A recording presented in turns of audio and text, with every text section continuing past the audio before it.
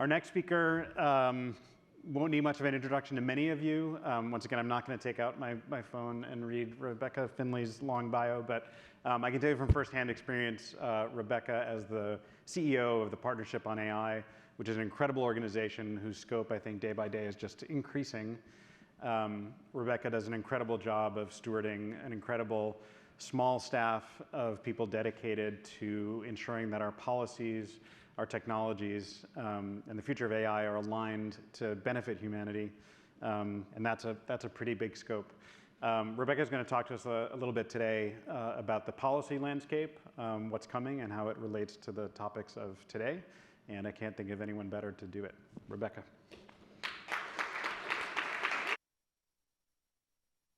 Thanks, everyone. It's great to be here with you today. I really want to take a moment to thank Andy, to thank the Content Authenticity Initiative. Adobe has been a very long-standing partner of the Partnership on AI, very actively engaged in our work. And also, I think many of you will know my two colleagues, both Claire Leibowitz and also Christian Cardona, who's with us today, who have been very actively engaged in the question of synthetic media, and I'll talk to you a little bit about our work in that area.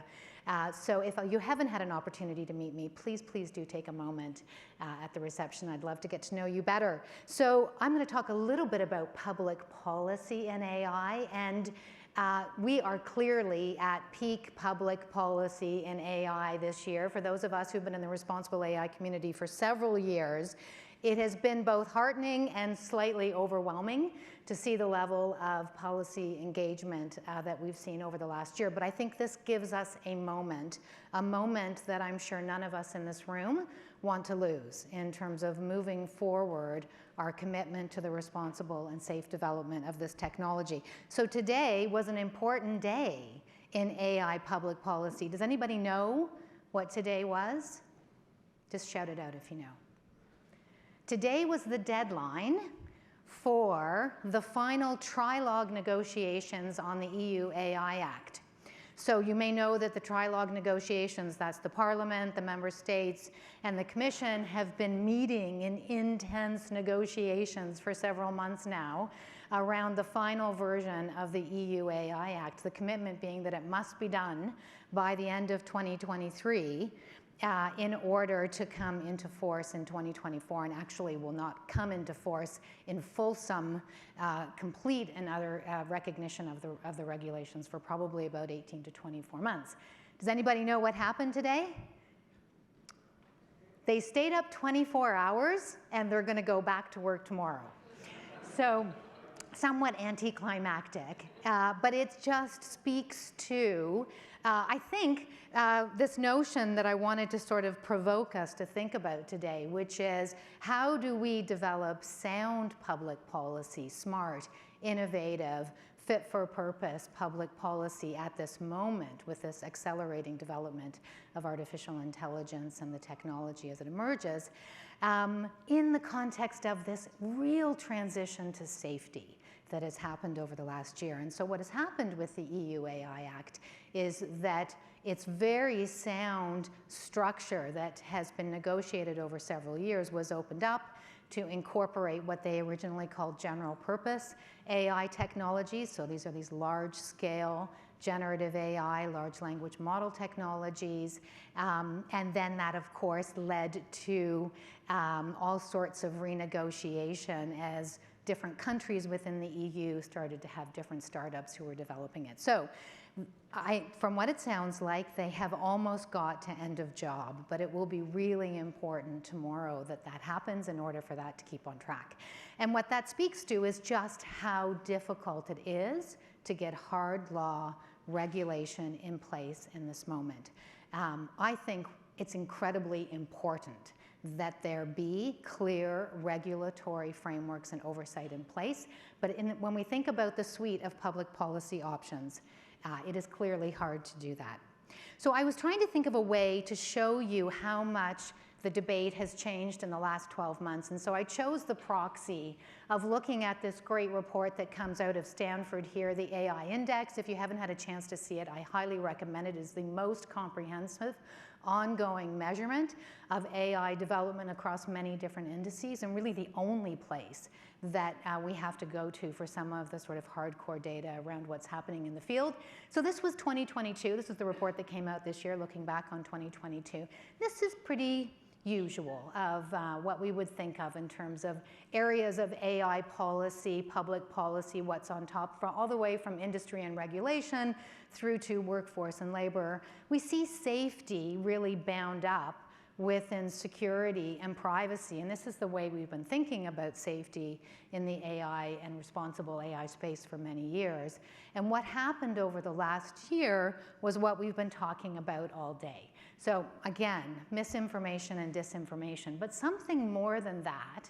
And that was, I'm sure everyone knows this article by Kevin Roos. It was his experience playing with Bing when it first came out as a generative AI model, a deeply unsettling experience, but I think really resonated with the public just about this whole question of what is artificial general intelligence, how do we control these systems. We'd had that question of sentience that emerged in late 2022 as well. And I think this really both captured mainstream interest. I can assure you that I rarely hear from my 21-year-old son, but he called me specifically to ask me about this article, so I knew that it had broken through on TikTok. And so it really broke through in terms of public and mainstream interest, and then of course it had resonance with regard to policymakers as well, and we've seen the flurry of activity. And I like to think that the AI Safety Summit that was hosted in the UK on November 1st and 2nd, and this is just a fun photograph. I had the opportunity to be there to chair one of the roundtables focusing on the question of national policy. I like to call this peak AI safety. This was the moment when it really became clear that there was a whole level of concern. There were 29 countries who participated in this process. Several CEOs of the large technologies flew over to UK to be part of this conversation. There was a contingent, a small but mighty contingent of civil society organizations who were in the room as well. And it really was a day and a half focused on what we think of as some of the most extreme forms of future safety risks. So questions around loss of control and misuse of very, very highly capable models in all sorts of different ways. So I think it's become a real symbol in my mind about how much the policy domains and questions that have been really part of what has built the community that we've all been working in for many years around thinking about safety and responsibility has shifted to a new definition and scope of safety. And that was probably the best example of it most recently. But of course, we had the executive order that many people have talked about today, which came out 2 days before the summit. We had a spectacular set of remarks from Vice President Harris on the first day of the summit, really trying to think about how this administration was defining safety and really thinking about safety for society broadly. And of course, we had the executive order come out. So I need to know, has anybody read the executive order from top to bottom? Okay, that's impressive. So I think it's about 125 pages in total. It's considered to be one of the most comprehensive executive orders ever established. If you do have an opportunity to take a look at it, it is really important, both in terms of the work that this community is doing around authenticity and provenance, but also around much broader questions, whether it comes to labor market impacts, questions of long-term capability and safety, privacy, and bias and discrimination as well. So it was really heartening, I have to say, to see how many of the issues that have been motivating the community around responsibility were reflected in the executive order. This is section 4.5. If you haven't had a chance to read it, this is the section we've been talking about today. So really a detailed 240-day requirement around an intense research project, state of science report on watermarking, authenticity, labeling, testing, detection. This is where they reference both the requirements around generative AI applied both to CSAM and to explicit sexual imagery.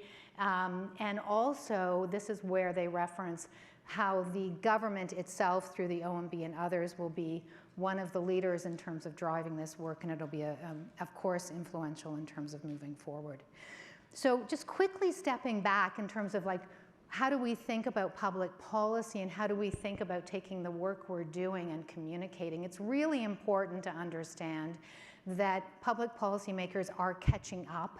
They are trying to frame and understand where this technology is going within the context of a much broader set of priorities. Of every administration has come in with a set of priorities around the economy, around the security, could be around the environment and more broadly. They're asking questions of what does this mean in terms of our broader information ecosystem? What does it mean in terms of our current regulatory sector-specific structures? And then, of course, are there wider implications for trust, public safety, and democracy? And then a whole set of very specific questions about how to manage speed, uncertainty, and concentration across both prescriptive regulation and also guidelines, technical standards. We've talked a little bit about that today and how to prioritize that work.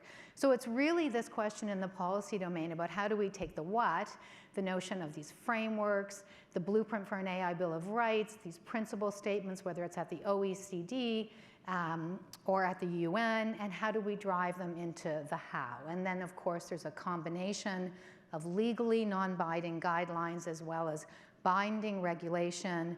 International standards are a key part of that. We have rules focused on sector-specific. You'll have seen in the executive order designating different agencies across the US government to take action, and then monitoring and enforcement as well. This is some of the work that we do at the Partnership on AI to really try to lay out and map out all of the different approaches and how they have value and benefit across the ecosystem. So horizontally, sort of what are those things that don't really have any regulatory or governance structure? These are voluntary.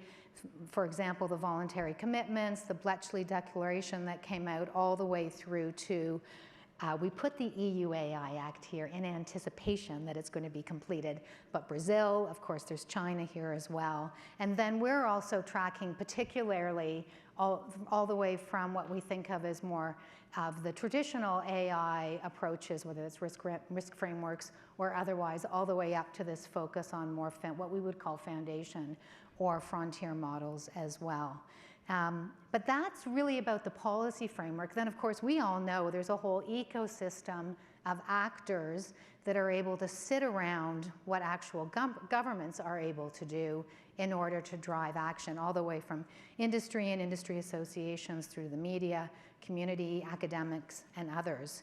And the Partnership on AI really sits in there. And I want to talk quickly about 3 things we're doing just so that you're aware of them and how we're trying to bridge the gap between where we can move forward on voluntary codes of conduct, setting norms and standards that then can inform regulation moving forward.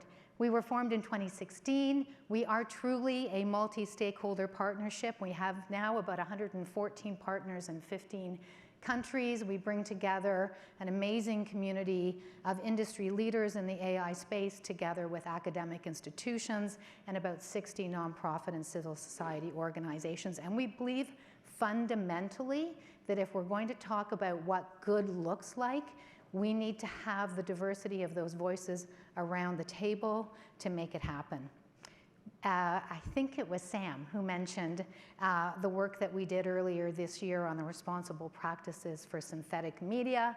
This is a framework that was laid out for collective action, really trying to identify who the actors were in the pipeline of technology and development, some all the way from those who are building technology and infrastructure for synthetic media, those who are creating and creators in the space, through to those who are distributing or publishing synthetic media.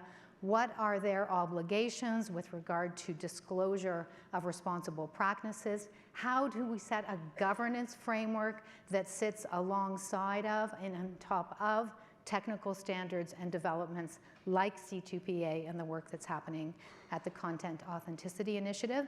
But I think the most exciting piece of this for us is that we're building a community that is coming together to both make a commitment to responsibility, but to jointly learn and evolve and develop the standards. And so one of the big pieces of work that's come out of this is the development of use cases over the first 12 months to really start to identify what's working about this particular standard, what has changed in terms of practice, and then what do we need to be doing next in terms of evolving the standard moving forward.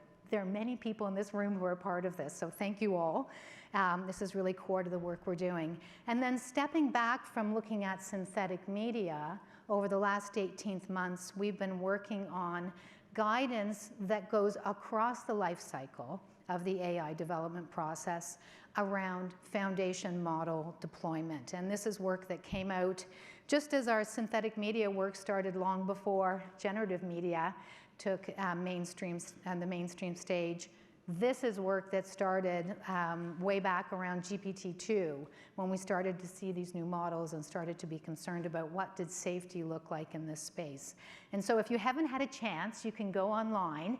We've created a tool that came out of this intensive work that we've been doing with our partners that's really intended to give people a way to identify different types of capabilities of models, all the way from specialized narrow purpose models all the way down to paradigm shifting or frontier models, and then also different types of release, all the way from more closed to more open releases, and to get a set of customized guidances across that work.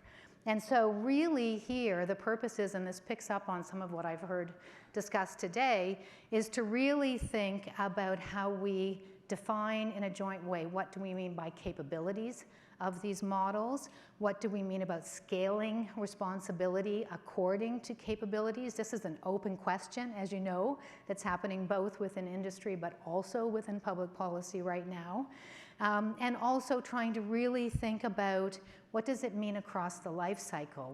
We were thinking about focusing on deployment and realized, of course, that there were things that needed to happen in the R&D and at the very early stages of the research that in order to set up for the deployment of these models downstream, and then also post-deployment, what monitoring needs to be in place around this. And it's also a living document. So it is open for public consultation right now. We released it in October. Really looking forward for advice and comment. Please go online. Our goal is to iterate another version, and then, as we did with the synthetic media framework, build a community of practice to evolve it and moving forward. And then finally this year, we finally moved in squarely into the policy stage. We launched our steering committee, and this is just the amazing individuals from across our community with all sorts of impressive experience, both within government, within multinational organizations, as well as within industry and civil society, who are helping us to identify what are those next policy issues on the horizon. Where do we need to be focused to think about current harms today and future harms tomorrow? And we had our first policy forum in London. We'll be doing that again. So if any of these three areas of work that I just talked about are of interest, please see me. Would love to have you engaged. And I really do want to close by just acknowledging what everyone has talked about, right? That this is a big year for 2024 in terms of elections and what is coming up. And I am very much of the belief that there is already so much foundation and good work to build upon that we need to be attending to that work as we move forward over the next year to ensure responsibility. And I wanted to bring to your notice this paper, if you haven't already seen it, which I was just reading earlier this week. It comes out of the Harris School of Public Policy at the University of Chicago, together with Stanford. The authors are there, preparing for generative AI in the 2024 election. Now, this is in the US context, but I thought it was a very, very balanced and reasonable approach to thinking about what we as a community should be doing over the next few months to ensure that at least the US context is preserved in terms of it. And they were clear in saying, build on efforts to both watermark and label AI-generated content, but clearly communicate at the same time that this is not a panacea. They suggested tabletop exercises. That reminded me of the threat modeling assessment that Mark spoke to us about this morning. Think about maybe some tabletop exercises to anticipate what are those best responses to late-breaking potential October surprises. Study how labeling is communicated. This is work we're already doing. I know many of you are doing as well, really trying to understand the context-specific challenges of reaching audiences through labeling. And then finally, use generative AI, particularly those campaigns that may not have as much funding or budget as others, to think about ways in which you can better share out messages. But make sure when you do so that you're pointing directly to authoritative information and official state sources. So just one example. And I'll just close by saying this really is a moment for us. The policy community is awake. That means that you might get a lot more calls and you might feel that you're distracted by a lot more questions and have to do a lot more capacity building. But this is a moment for us to really begin to set the direction for the future when we think about responsibility and safety and build on all the amazing work of this community. Thank you.